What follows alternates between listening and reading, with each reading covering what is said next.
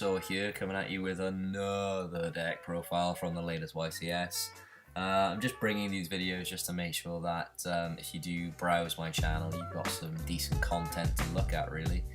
I'm going to bring you a Qliphort deck profile now from a man called Brendan Rainey. I believe he placed 3rd in Swiss and then top 32 as well.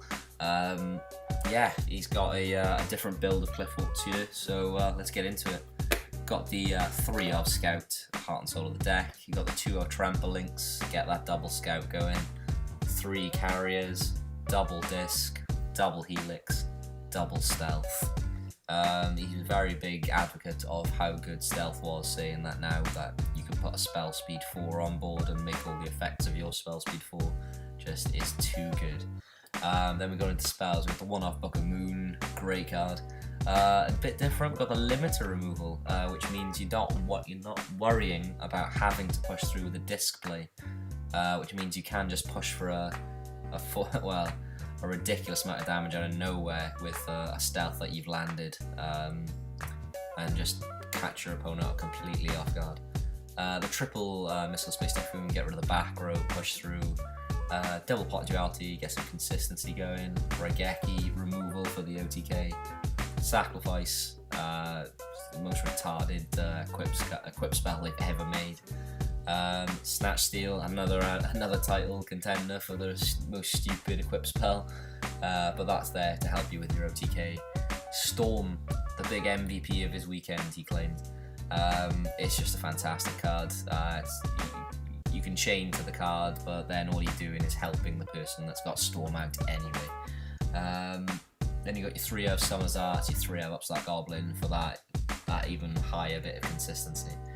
Then onto the traps. He ran 5 traps. We've got the 1 of Compulse, we've got the 1 of Climate Change, and then the 3 of Vanity's Emptiness.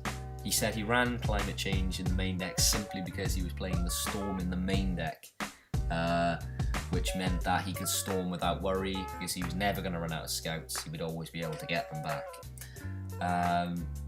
Just looks like a really solid kind of OTK deck, really. Maybe not as fixated on the turn 1 or 2 OTK as most other variants that aren't playing any traps, but still not far off it. Then we go into the side deck. We've got the Towers or the Killer. That's obviously in there just in case he plays a Burning Abyss and he can drop it on his first turn. Then we got the 3 of Dinotherium. That goes in against every mirror match if you're going first. He said it was a pretty decent card and you've got to play it at 3. Maxi is definitely in there for the Burning Abyss and maybe Shadows.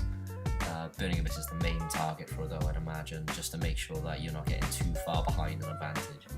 Spell Shattering Arrow, mirror match of Qliphorts. Then we've got the Monarch Storm 4th. You can pretty much put this in against almost every deck and it'll help you. Putting 2 of these in with your Towers, it's probably not a bad shout against BA, depending on what you want to do. And then obviously Stormforth is just good against any sort of card that you need to get out of the way. And then the triple Shadow Mirror. Triple Shadow Mirror is an iffy card because everyone seems to play Fairy Winds in the side deck if they're going against Qliphorts, unless they are Qliphorts. But yeah, he decided to brave the storm and just go for it anyway. He said it was either going to be that or Skill Drain, and this will always be going ahead of Skill Drain simply because you don't really need to worry about the telematch as much as if you wanted to against the Shadol / Burning Abyss matchups. Then jumping into the extra deck, he didn't really go into the extra deck for the weekends, just as any Qliphort player really doesn't. He opted for Double Dweller, just in case he had to go into that second one to really seal the deal against the Burning Abyss and maybe the Shadol matchup too.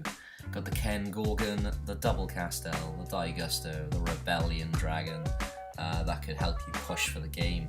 Cyton Knight, got the Gargaga Cowboy, the Gaia Thunder Charger, the Draco Sack, the Ragnar Zero, the Big Eye, the Volcasaurus, and the Heartland Draco.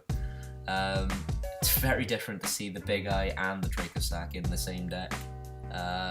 Very different, but he opted to run it. Personally, I maybe would have dropped one of them for the Gaia charger just to get a little bit of extra damage on board, maybe if you ever did make it. It very rarely occurs, but I think it's nice to have. It's another variant of Qliphorts that we're seeing. This one's playing a few traps, not a whole lot, and still playing the Storm card. Let me know what you guys think about this variant, and if you think it's a good one, let me know. If you think there's anything room for improvement, let me know. Alright, cheers YouTube. Qliphort, signing out.